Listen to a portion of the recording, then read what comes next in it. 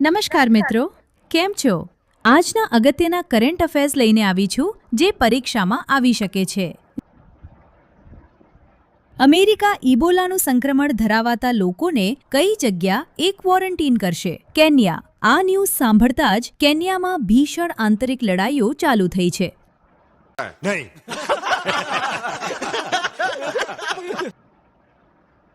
Ebola વિશે માહિતી જે આવી શકે.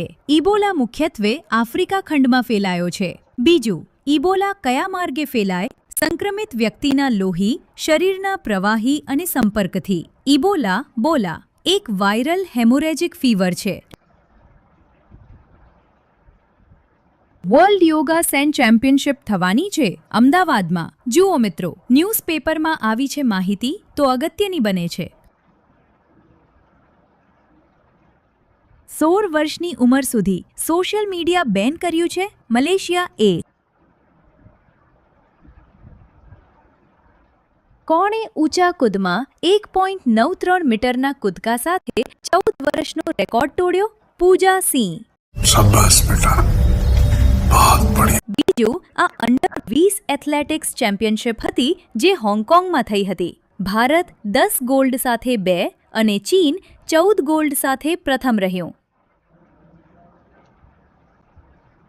ચંદ્રયાન 2ની મદદથી ચંદ્ર પર શું ખોજવામાં સફળતા મળી છે? પાણીનો બરફ. આ સફળતા ચંદ્રના દક્ષિણ ધ્રુવ પર સપાટી નીચે ખોજ કરી છે. ગુજરાત સરકાર દ્વારા આ ઓનલાઈન ફ્રોડ કરનારને પકડવા માટે અભિયાન શરૂ કરવામાં આવી છે, જેથી આ ગાંઠિયાઓને પકડી શકાય.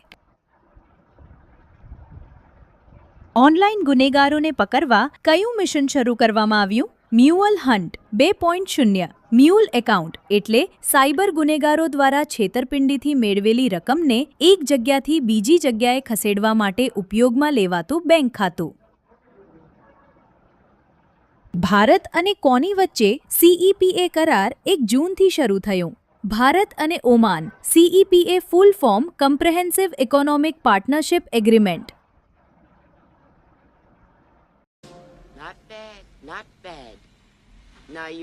સુમન કલ્યાણપુરનું હમણાં નિધન થયું તે કોણ હતા? ગાયિકા. તેમણે 740 ગીત ગાયા છે. સ્ટેટ ઓફ ઇન્ડિયાઝ એન્વાયરમેન્ટ અહેવાલ અનુસાર માનવ પ્રવૃત્તિઓના કારણે પૃથ્વીની કુલ 9 પ્લેનેટરી બાઉન્ડ્રીઝમાંથી કેટલી બાઉન્ડ્રીઝનું ઉલ્લંઘન થઈ ચૂક્યું છે? 7. ઉલ્લંઘિત 7 બાઉન્ડ્રીઝ જુઓ. 1. Climate change. 2. જૈવ વૈવિધ્યતા. 3. Land system change. 4.